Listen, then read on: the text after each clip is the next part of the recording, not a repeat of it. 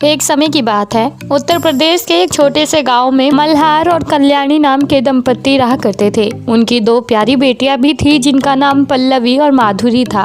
दोनों ही अभी काफी छोटी थी। वहीं बेचारे मल्हार और कल्याणी काफी गरीब थे और 2 बेटियां होने की वजह से उन्हें आस पड़ोस के लोगों के कई ताने सुनने पड़ते थे। कुछ लोग कहते कि एक तो मल्हार पहले से ही गरीबी झेल रहा है और अब उसका कोई वारिस भी नहीं है। भगवान ने तो उसे दोनों ही लड़कियां दे दी है। तो वहीं कुछ लोग कहते हैं कि अब उसके सिर में तो 2 बेटियों का बोझ आ गया है। पता नहीं मल्हार अपनी गरीबी के साथ साथ अपनी 2 बेटियों का बोझ कैसे उठाएगा। लेकिन मल्हार और कल्याणी दोनों ही उन माता पिताओं में से एक थे जिन्हें कभी बेटियां बोझ नहीं लगती थी और इन्हें पूरा विश्वास था कि इनकी बेटियां बड़े होकर इनका सहारा जरूर बनेंगी। इसलिए मल्हार को अपनी दोनों ही बेटियों की परवरिश के लिए जो कुछ करना पड़ता था वो सब करता था और कल्याणी भी अपनी दोनों बेटियों का खूब ख्याल रखती थी।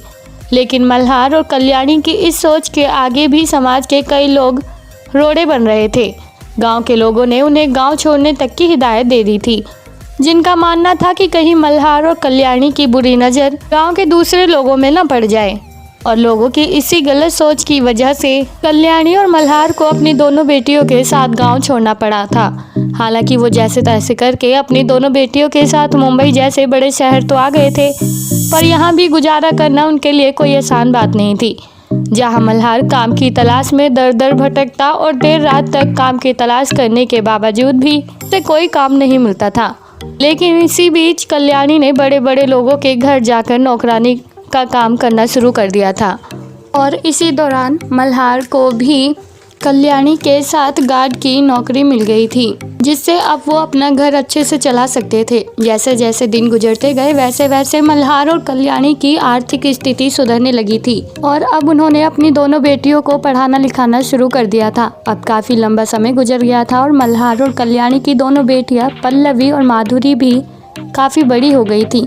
दोनों ही पढ़ाई लिखाई में काफ़ी होशियार थी, जिनमें से पल्लवी ने बड़े होकर अपना फैमिली बिजनेस खोला तो वहीं माधुरी ने वकील बनकर वकालत करनी शुरू की।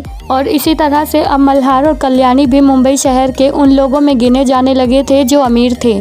इसी तरह जहां एक समय पर मल्हार और कल्याणी अपनी दोनों बेटियों की परवरिश के लिए दर दर भटक रहे थे, आज उनकी ही परवरिश के चलते उनकी दोनों बेटियों की वजह से उन्हें एक आलीशान जिंदगी मिल चुकी थी। तो दोस्तों, कैसी लगी आपको आज की हमारी ये कहानी? आप हमें कमेंट बॉक्स में कमेंट करके ज़रूर बताएं और साथ ही ऐसी और दिलचस्प कहानियाँ सुनने के लिए आप हमारे चैनल को सब्सक्राइब करना ना भूलें।